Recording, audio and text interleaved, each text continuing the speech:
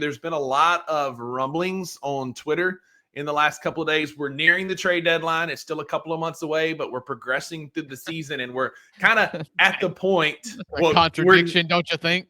No, I don't think nearing the trade deadline. It's still a couple months away. But we are nearing it. We're nearer than we were when we started. You know what? We're closer to Christmas.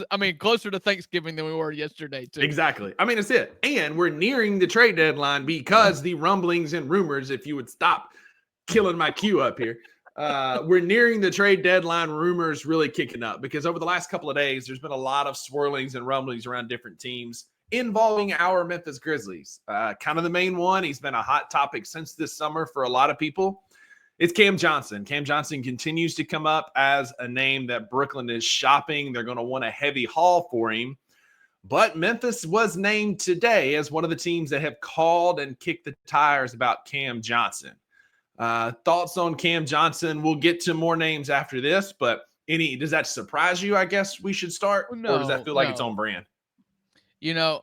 I've been pretty consistent with saying guys like Cam Johnson are valuable. It's the reason why GG Jackson is such a pretty asset to have at such a cheap price right now. Because if you look and you tell me in 3 years that GG Jackson is Cam Johnson, then my goodness, do we have a player? Cam Johnson's a 6'8", 6'9", long wing that can shoot threes, can create his own shot. He's the perfect dude that you could put on the Grizzlies team, but he's also kind of the perfect dude that you could put on any team. Yep, like I said, long, rangy, 3-point shooter, can hold his own on defense. He's the guy that I'd really go for aggressively, and I think that the Grizzlies will absolutely be aggressive. Yeah, agreed. And I think we should. Cam Johnson is one of the names that we should be aggressive for because he checks a lot of boxes for us. He is the new face of the NBA, or the new style of the NBA. Big guys who can defend and can shoot.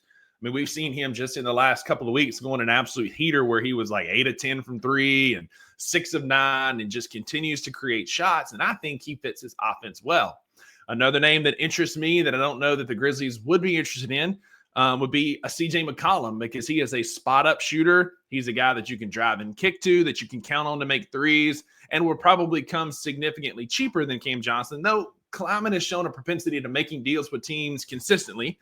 I think that CJ or Cam Johnson is more likely, but CJ is somebody I would call about and see what we could get him for. Yeah, I don't know. CJ McCollum is a Grizz killer, a certified Hall of Fame Grizz killer. And I'm always nervous to be like, oh, go get the Grizz killer. Cause I'm like, well, maybe he just kills us, Yeah. I'm always scared we have such a higher thought of CJ McCollum than maybe league wide. And CJ McCollum, the last couple of times we played the Grizzlies, or the 2 times that we played the Pelicans rather, last year with Ja when he hit the game winner in back-to-back games, CJ McCollum was absolute garbage. And so now I'm scared I've went the other way on CJ McCollum. But he's an older guy. He's a knockdown shooter. He's really good in the half-court offense. Like, he can get his own shot. So, makes a lot of sense. And so if you tell me you offer 4 first-round picks for Cam Johnson and some young players that aren't players that I am going to say no to, or CJ McCollum for maybe a couple first-round picks and even lower players, then, I probably would take either one of them. Yeah. I'm more worried. I like Cam Johnson because of the size better. Agreed. That's what I was just about to say. If it's CJ McCollum, he's kind of redundant, I would say. Like, it's going to be either CJ or Marcus Smart. He's more of a guard. I like the wing and the size better of Cam Johnson, but he does provide some shooting.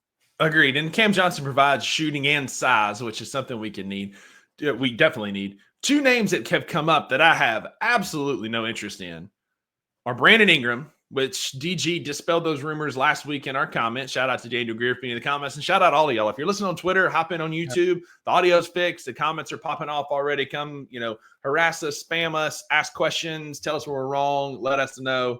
But DG kind of dispelled that last week.